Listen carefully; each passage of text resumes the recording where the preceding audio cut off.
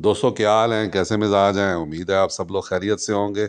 आप सब दोस्तों को मसूद गोंदल का सलाम पहुंचे। ये दोस्तों हमारा इंजन पड़ा हुआ है आपके सामने, टोयोटा का 1KZ टर्बो, जो कि हमने अपनी BJ40 से निकाला है। कल आप दोस्तों से हमने मशवरा लिया था कि इसका क्या करें, इसमें स्लीव लगाएं या इसमें नया इंजन डाल दें गाड़ी अपनी में। तो अब हमने सोचा है कि एक तजर्बा करने में कोई हर्ज नहीं है। सामान हमारे पास आया हुआ है, तो एक दफ़ा इसको पॉलिश करके रिंग पिस्टन डाल के देखते हैं, VIP बना के, तो देखते हैं अभी क्या होता है। और अगर हमारा ये तजर्बा कामयाब हो गया तो हमें तकरीबन 9 से 10 लाख रुपए की बचत हो जाएगी। और अगर हमारा ये तजर्बा नाकाम हो गया, जो हमारा सामान आया हुआ है तकरीबन 2 लाख रुपए का, उसकी छुट्टी हो जाएगी। तो दुआ कीजिए हमारा ये तजर्बा कामयाब हो। और आगे जो वीडियो इसके बाद शुरू हो रही हैं वो मुकम्मल देखिए, क्योंकि उसमें उस्ताद जाहिद और हमारे जो खरादी हैं उस्ताद अली भाई, उनकी गुफ्तगू भी शामिल है और वो उसको पॉलिश कर रहे हैं और कैसे बना रहे हैं। और एंड में देख के बताइएगा भी क्या वजह हुई है इसके खराश।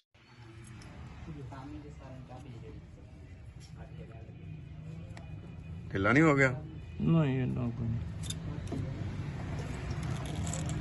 कोई नहीं, इको जिन्ना ही है, कोई नहीं ढिला होया।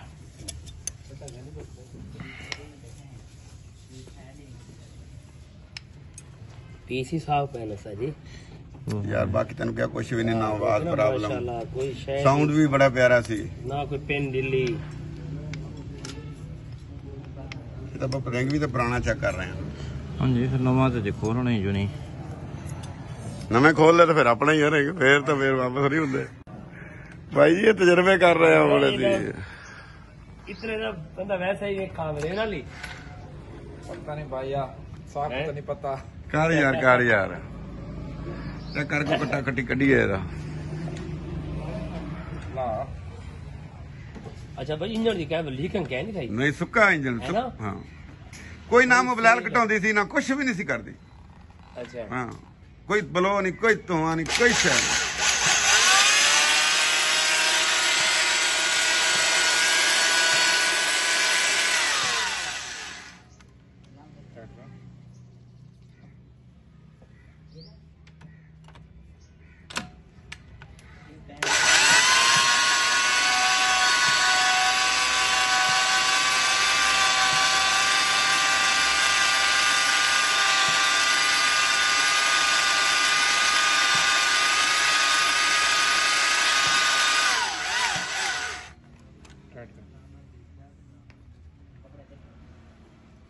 खत्म थी सही मैंने नहीं मीर खत्म हो है ना, ये नहीं खत्म। ये नंबर है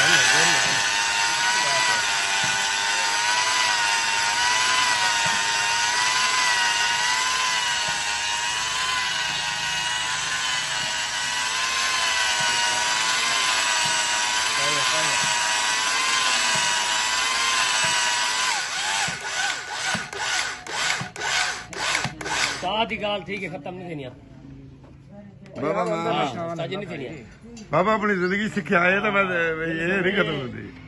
यही बात थी।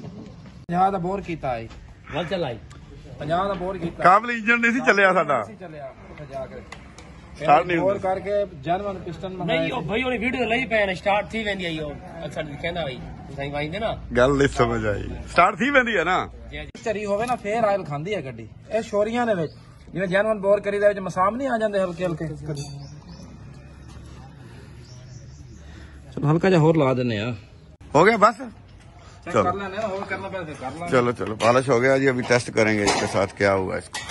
ढीला ना हो जाए, ढीला हो गया फिर तो गालियां कमाई आप। ना ब्लॉक हाँ सेम कीती है ने, ਇਹ ਸੇਮ ਨਹੀਂ ਕੀਤੀ, हाँ ਇਹਦੀ ਟੁਕੜੀਆਂ ਪਟੀਤੀਆਂ ਨੇ ਬਰੀਕ ਬਰੀਕ।